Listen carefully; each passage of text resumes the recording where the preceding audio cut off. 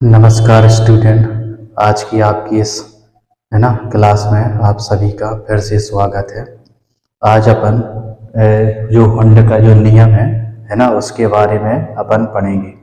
कल अपन ने इलेक्ट्रॉन भरने संबंधी जो जो नियम थे उनकी शुरुआत की थी, ठीक है ना।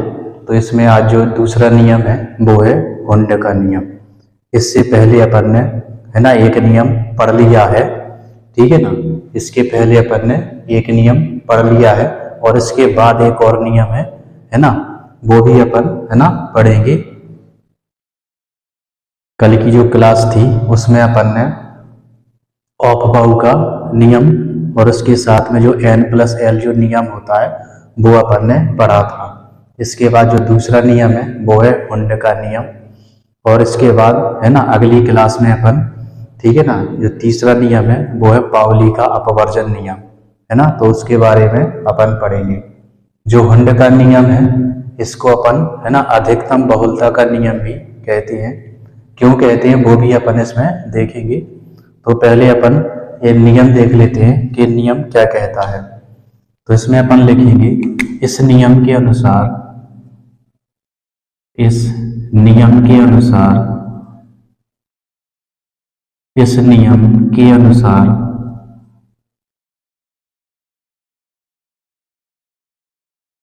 इस नियम के अनुसार किसी उपकोष के, किसी उपकोष के, किसी उपकोष के कक्षकों में, किसी उपकोष के कक्षकों में, किसी उपकोष के कक्षकों में इलेक्ट्रॉन, उपकोष के कक्षकों में इलेक्ट्रॉन तब तक जोड़ा नहीं बनाते, तब तक जोड़ा नहीं बनाते, तब तक जोड़ा नहीं बनाते जब तक कि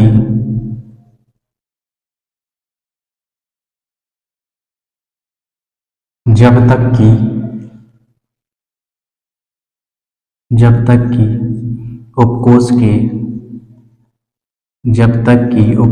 के सभी कक्षकों में,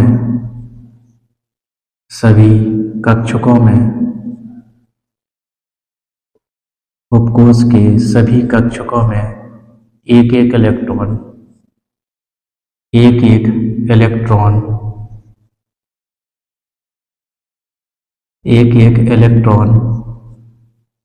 नहीं चला जाता, एक इलेक्ट्रॉन नहीं चला जाता।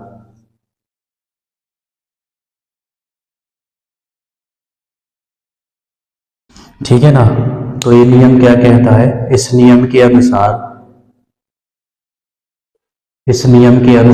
किसी भी उपकोष के,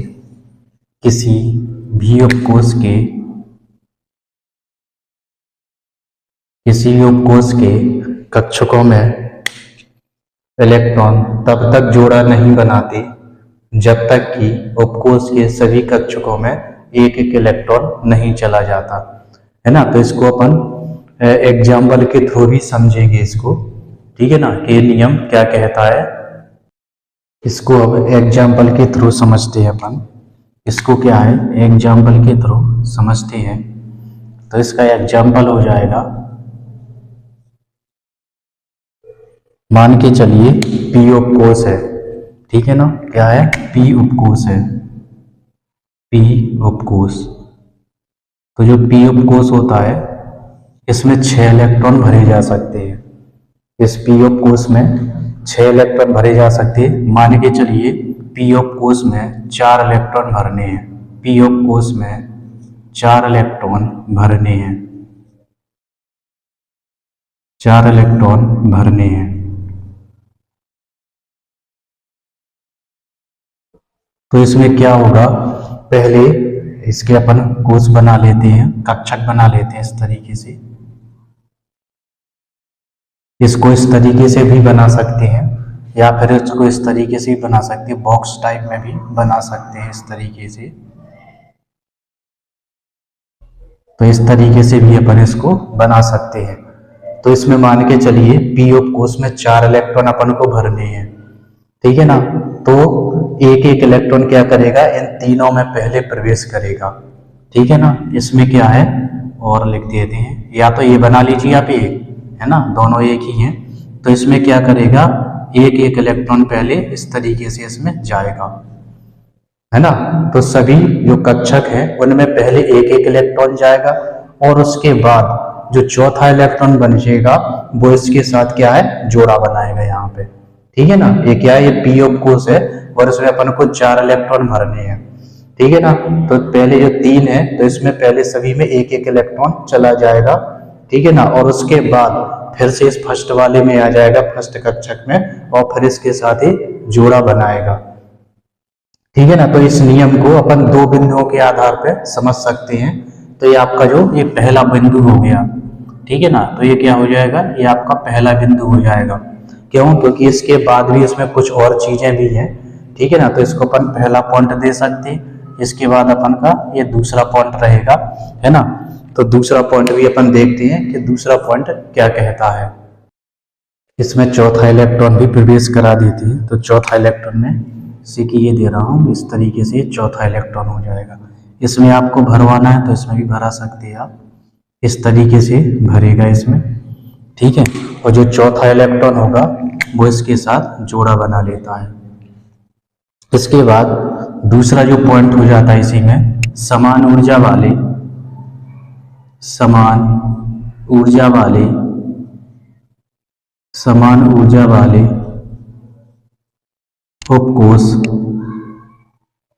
समान ऊर्जा वाले उपकोष में, जो समान ऊर्जा वाले होते हैं, ठीक है ना, समान ऊर्जा वाले उपकोष के, समान ऊर्जा वाले उपकोष के कक्षकों में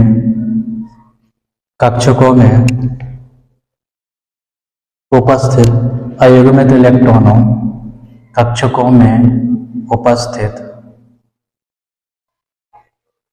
उपस्थित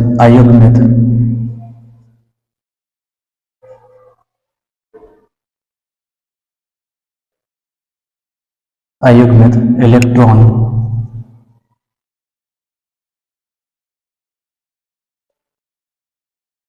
इलेक्ट्रॉन जो उपकोष में अयुग्मित इलेक्ट्रॉन होते हैं। अयुग्मित इलेक्ट्रॉन का मतलब होता है सिंगल इलेक्ट्रॉन। जैसे ये है, इसमें 2 अयुग्मित इलेक्ट्रॉन है, ये सिंगल है, तो एक अयुग्मित इलेक्ट्रॉन ए हो गया, एक अयुग्मित इलेक्ट्रॉन ए हो गया। और ये क्या होता है, एक पेयर्ड इलेक्ट्रॉन कहलाते हैं। ये पेयर बना रहा है, जोड़ा बना रहा है, तो ये जोड़े वाले इलेक्ट्रॉन ये होते हैं अयुग्मित इलेक्ट्रॉन, लेकिन इनके साथ में कोई युग्म नहीं है ना। तो ये अयुग्मित इलेक्ट्रॉन कहलाते हैं। तो समान ऊर्जा वाले उपकोष के कक्षकों में उपस्थित अयुग्मित इलेक्ट्रॉनों के चक्रण समान होते हैं। अयुग्मित इलेक्ट्रॉनों के जो चक्रण होते हैं समान, या फिर बोल सकते हैं अपन एक ही दिशा में, है ना, एक से होंगे, यानी कि एक ही दिशा में होंगे, एक ही दिशा में होते हैं, समान होते हैं, एक ही दिशा में होते हैं,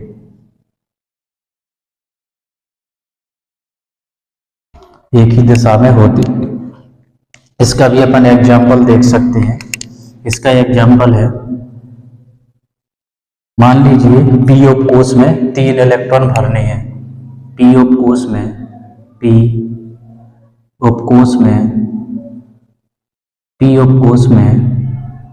3 इलेक्ट्रॉन भरने हैं, 3 इलेक्ट्रॉन भरने हैं।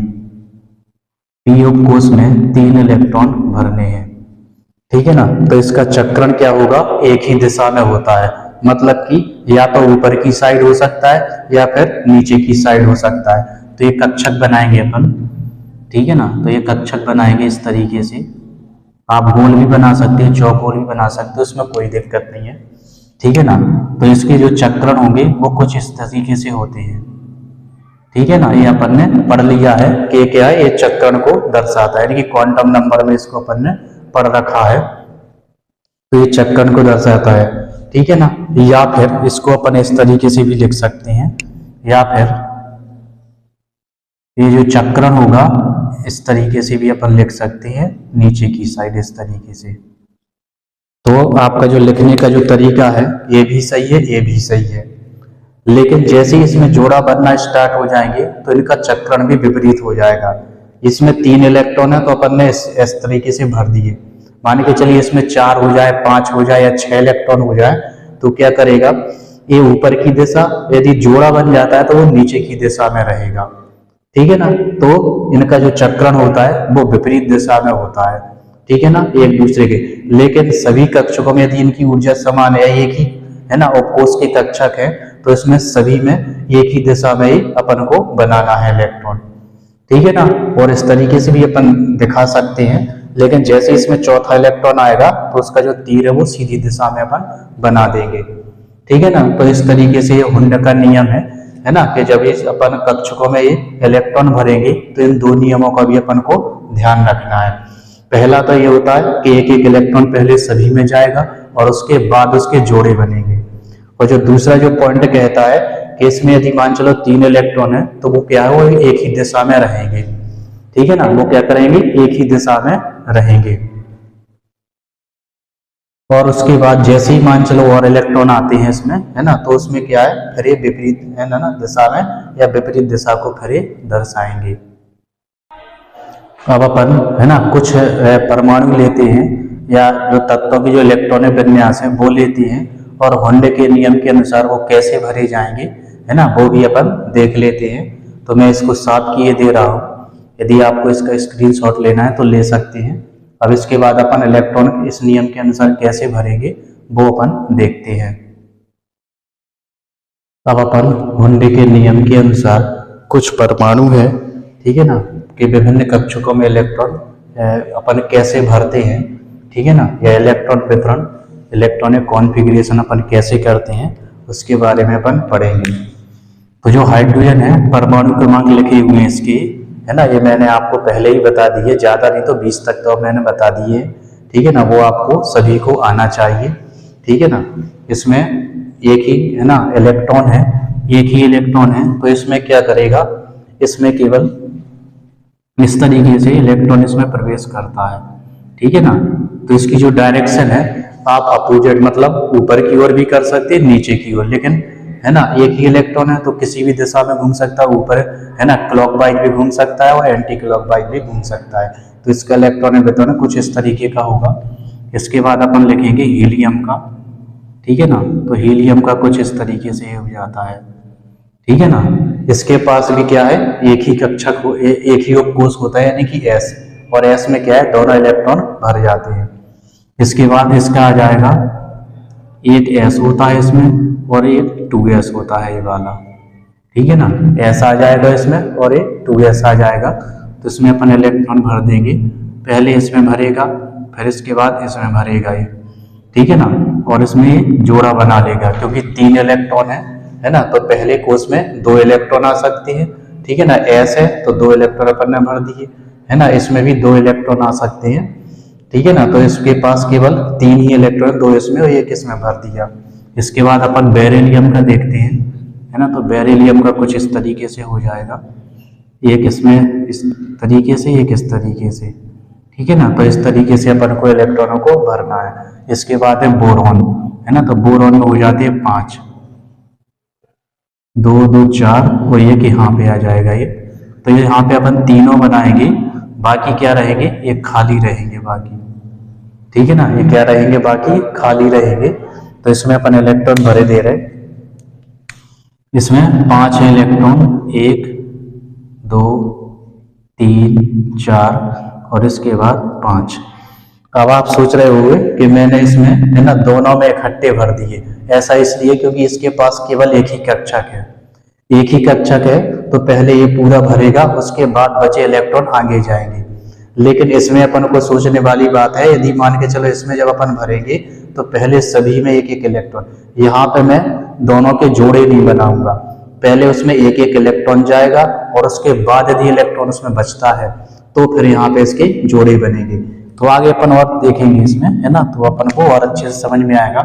कार्बन के लिए अपन लिखते हैं तो इस तरीके से, यहाँ पे आपको तीनों बनाना है, जितने इलेक्ट्रॉन रहेंगे वो भरे रहेंगे, वो बाकी को क्या है खाली छोड़ देना है। तो कार्बन के पास 6 है, ठीक है ना, कार्बन के पास 6 इलेक्ट्रॉन है, तो 6 भरेंगे इसमें, इसमें 2 और 2 4, और बाकी के जो बचे वो यहाँ पे एक एक में भर जाएगा, ठीक है ना। अभी इसमें जोड़े नहीं बनेंगे, ठीक है ना, 3 इलेक्ट्रॉन तक जोड़े नहीं बनते, जैसे ही इसमें 4 है ना संख्या शुरू हो जाती है तो इसमें जोड़े बनना क्या है स्टार्ट हो जाते हैं।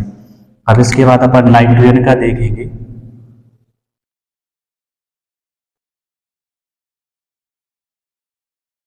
इस तरीके से,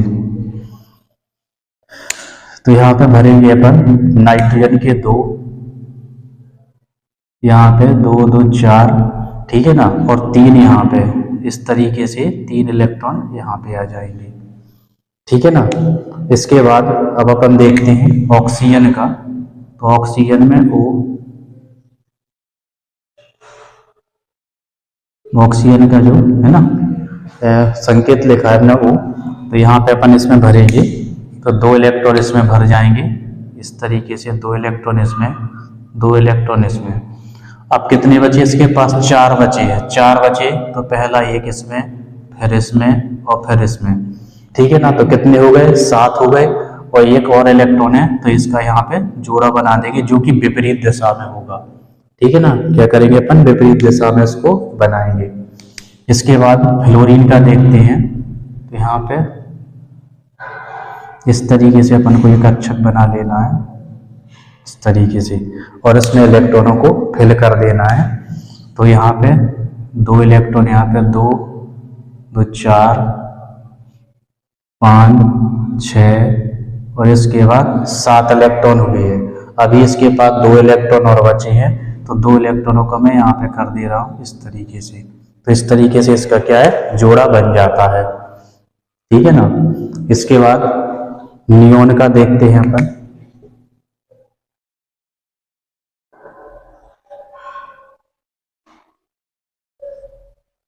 इस तरीके से, तो इसमें अपन इसके भर देते हैं। तो जैसे ही अपन भरेंगे तो यहाँ पे 2 2 4 5 6 7 8 9 और 10, ठीक है ना। तो इस तरीके से अपन इनको अपन को इलेक्ट्रॉन को भरना है। और भी आगे परमाणु क्रमांक है ना, उनके अनुसार भी अपन है ना उसको भर सकते हैं, ठीक है ना। बस केवल अपन को है ना ये पता होना चाहिए कि कौन से कक्षक या उपकोष में कितने इलेक्ट्रॉन आएंगे, और इसके अलावा इनका अपन को परमाणु क्रमांक पता हो तो इसको अपन बहुत अच्छे तरीके से इसको कर सकते हैं। इसके बाद इसका अनुप्रयोग देख लेते हैं कि इस नियम का अनुप्रयोग क्या है। अनुप्रयोग, अनुप्रयोग, तो इस नियम के द्वारा, इस नियम के द्वारा, इस नियम के द्वारा परमाणु में, परमाणु में अयुग्मित इलेक्ट्रॉनों की, अयुग्मित इलेक्ट्रॉनों की संख्या, अयुग्मित इलेक्ट्रॉनों की संख्या ज्ञात कर सकते हैं, ज्ञात कर सकते हैं। अयुग्मित इलेक्ट्रॉनों की संख्या ज्ञात कर सकते हैं। तो इस नियम का अनुप्रयोग हो जाता है। अब अयुग्मित इलेक्ट्रॉन का मतलब होता है सिंगल इलेक्ट्रॉन, इसमें एक अयुग्मित इलेक्ट्रॉन है, जोड़ा कोई नहीं है, एक अयुग्मित इलेक्ट्रॉन, इसमें कोई भी अयुग्मित इलेक्ट्रॉन नहीं है, इसमें एक इलेक्ट्रॉन है, इसमें एक इलेक्ट्रॉन अयुग्मित है, इसके बाद इसमें 2 है, इसमें 3 है, फिर इसमें 2 है, इसमें 1 है, और इसमें भी एक भी अयुग्मित इलेक्ट्रॉन नहीं है। तो इस तरीके से इस नियम के द्वारा अपन है ना अयुग्मित इलेक्ट्रॉन भी निकाल सकते हैं कि कितने होते हैं। तो इस तरीके से अपना ये नियम कंप्लीट हो जाता है, ठीक है ना। तो ये जो नियम है ये अपना कंप्लीट हो जाता है। और यदि कोई बड़ा परमाणु क्रमांक है ना, उसके भी अपन को निकालना है तो वो भी अपन निकाल सकते हैं। ठीक है ना।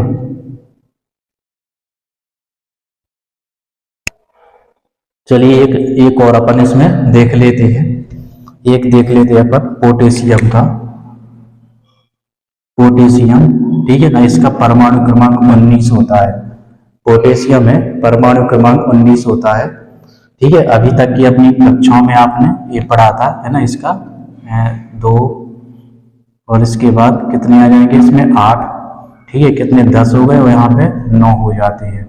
या इसको ऐसे लिख दे 8 और 1, इस तरीके से आप लिखते थे। लेकिन इसमें क्या है, अपन को इस तरीके से इसमें भरना है। ठीक है ना। इसके अपन ने ऑफ-बाउ नियम, ऑफ-बाउ रूल भी अपन ने पढ़ लिया है। ठीक है ना। तो उसके अनुसार भी अपन, है ना, इलेक्ट्रॉन को देखेंगे कैसे भरना है। अभी फिलहाल इसके लिए देख लो। ठीक है ना। तो इसमें अपन भरेंगे तो ये जो है ये जाएगा एस में, इस तरीके से एस में जाएगा। ठीक है ना। या उसकी श्रृंखला अपन लिख लेते हैं कि कैसी अपन ने उस दिन सीखी थी। ये जो श्रृंखला होती है वो इस तरीके से कल सीखी थी अपन ने, 1s 2s 2p, इसके बाद 3s 3p और उसके बाद 4s। ठीक है ना। तो इस तरीके से अपन को ये लिखना है। ठीक है ना। तो 1s अपन ने बना लिया, इसके बाद आएगा 2s। ठीक है ना। तो ये अपन का ये काम नहीं है, तो केवल, है ना, संयोजकता निकालने के लिए है ना। तो अपन इसको हटा देते हैं, इस तरीके से अपन लिखेंगे। तो 1s, इसके बाद 2s आ गया, 1s 2s के बाद फिर आएगा 2p। तो p में रहेंगे 3, p में इस तरीके से 3 रहेंगे। कितने हो गए, 2 तो 4 हो गए। इसके बाद 5 6 7 8 9 10 हो जाते हैं। ठीक है ना। 10 हो जाएंगे, 1s 2s 2p और इसके बाद, है ना, 2p बन गए। इसके बाद अपन को ये 3s बनाना है। तो 3s में फिर से 2 आ जाएंगे, इस तरीके से ये 2 आ जाते हैं इसमें भी। ठीक है ना। 2p के बाद ये आ जाता है 3s। ठीक है ना। ये 3s हो गया। इसके बाद 3p, p में आपको 3 फिर से बनाना है, p में आपको 3 फिर से बनाना है, इस तरीके से। ठीक है ना। कितने हुए, 2 2 4 2 6 2 8 2 10 11 12 हो गए, 13 14 15 16 17 18 हो गए। ठीक है ना। और इसके बाद अपन एक लास्ट बना देंगे। ठीक है ना। लास्ट कौन सा बनाएंगे, 4s वाला बनाएंगे। तो यहाँ पे हो जाएगा 1। ठीक है ना। तो अब अपन इसको देख लेते हैं कौन सा क्या है ना। तो ये क्या है, s है, यानी कि ये 1s है। 1s 2s, ये 2p है। 2p में 3 होते हैं, px, है ना, py और pz। 1s 2s 2p, ये 3s है, ये 3p है। ठीक है ना। और ये 4s है। ठीक है ना। तो इस तरीके से अब अपन ने इसका क्या देखा था अभी, है ना, छोटी कक्षा में अपन ने इसका देखा था इस तरीके से 2 8 8 और 1। ठीक है। तो इस तरीके से देखा था। तो अपन देख सकते हैं 1s में कितने, ये 2 है। ठीक है, 8, क्योंकि ये s है, बन वाला है ना, तो 2 आ जाएंगे। लेकिन अपन देखते हैं ये भी 2 है, ये भी 2 है। तो इन दोनों को यदि अपन मिला दें इस तरीके से तो ये 8 हो जाते हैं। इसको अपन इस तरीके से देखेंगे तो 2 है, देखो ये 2 है ना। और दूसरी कक्षा में कितने, 6 और 2 8 हो जाते हैं। इसके बाद तीसरी कक्षा में भी अपन देखेंगे। ठीक है ना। तो ये 6 और 2 8 हो जाते हैं। इसके बाद लास्ट वाली कक्षा में ये 1 इलेक्ट्रॉन हो जाता है। ठीक है ना। तो ये क्या होते हैं, ये कोष बाई कोष, है ना, दिखाते हैं। ठीक है। लेकिन इसके अंदर भी कक्षक होते हैं, है ना। तो उसको भरने के लिए अपन को इस तरीके की व्यवस्था अपनानी पड़ती है, तब जाके, है ना, अपन को पता चलता है। ठीक है ना। इसको, ये तो अपन ने हुंड नियम के अनुसार देख लिया।